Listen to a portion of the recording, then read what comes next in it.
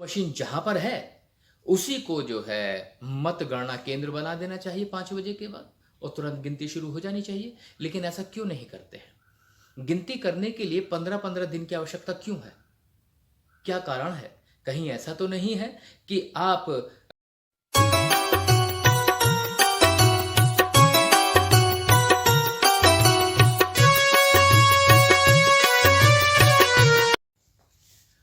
साथियों, जय भीम, जय पेरियार।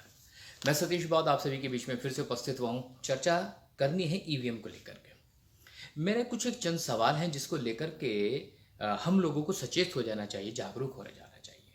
मेरा पहला सवाल यह है कि जो वोट हम देते हैं, अगर उस वोट का दुरुपयोग होता है तो हमें पता कैसे चलेगा कि हमारी वोट का दुरुपयोग हुआ है?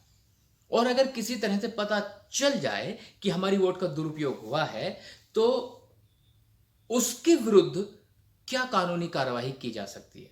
क्या ऐसे प्रावधान हमारे वर्तमान संविधान में हैं? अगर नहीं है तो क्यों नहीं है? क्या इस संबंध में काम नहीं किया जाना चाहिए? ये मुद्दा है, ये सवाल है। खैर, इसको लेकर के ईवीएम को लेकर के मैं कुछ एक चर्चा आपके बीच में रखना चाहता हूं।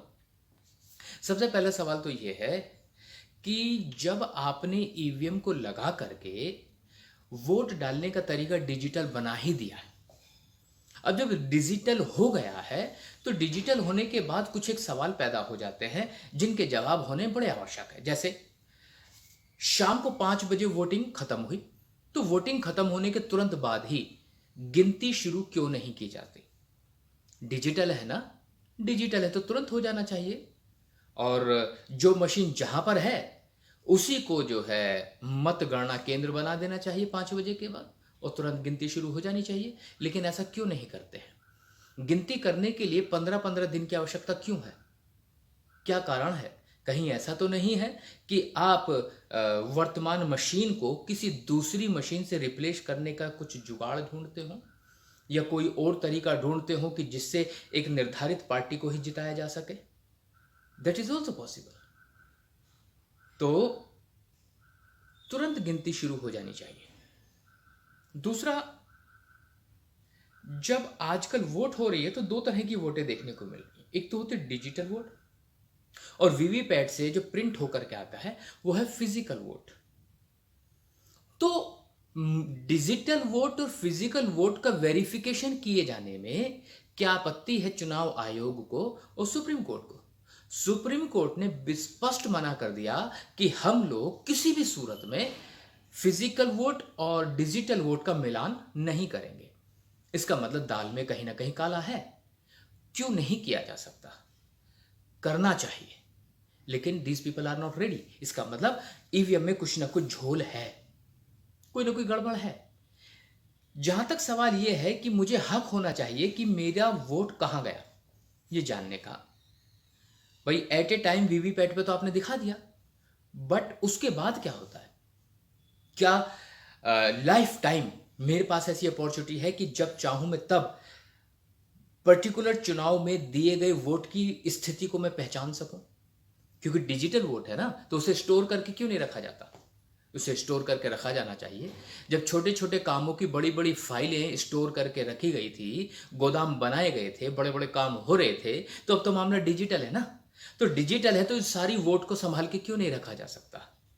केवल ड्राइव की तो जरूरत है, रखना चाहिए ताकि मैं जब चाहूं अपनी वोट की स्थिति पता कर लूं। क्योंकि कई बार अभी तो ऐसा भी हो रहा है ना, मुझे तो लग रहा है कि मेरी वोट जो है एक निर्धारित पार्टी को गई है, लेकिन बाद में पता चला मशीन के माध्यम से कहीं और पहुंच गई जब गिनती हो रही थी। तो मेरी वोट का तो दुरुपयोग हो गया ना। जब मेरी वोट का दुरुपयोग हो गया तो कौन जिम्मेदार है उसका? कौन जिम्मेदारी उसकी लेगा? और इसके अलावा यही दुरुपयोग नहीं है, दुरुपयोग इस तरह का भी है कि जिस पार्टी के जिस कैंडिडेट को मैंने वोट दिया, अब वो कैंडिडेट किसी और पार्टी में जाके घुस गया, 100 करोड़ रुपए में बिक गया, तो क्या मेरी वोट का दुरुपयोग नहीं है?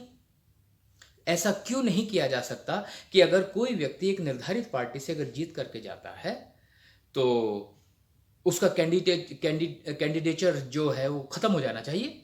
जिस पार्टी में जा रहा है उसके टिकट पे दोबारा लड़े, जीत के जाए। आप समझ पा रहे हैं? ऐसा क्यों नहीं होना चाहिए? परिणाम क्या हो रहा है? बिहार की सत्ता खत्म कर दी जाती है, कर्नाटक की सत्ता खत्म कर दी जाती है, मध्य प्रदेश की सत्ता खत्म कर दी जाती है और विधायकों को खरीद लिया जाता है। क्यों और ये कब तक? क्या ये मेरे वोट का दुरुपयोग नहीं है? इस दुरुपयोग को रोकने के लिए साथियों हम सबको मिलकर आवाज उठानी होगी और ईवीएम का भंडाफोड़ करना ही पड़ेगा। इन्हीं शब्दों के साथ मैं सतीश आपसे विदा लेता हूं।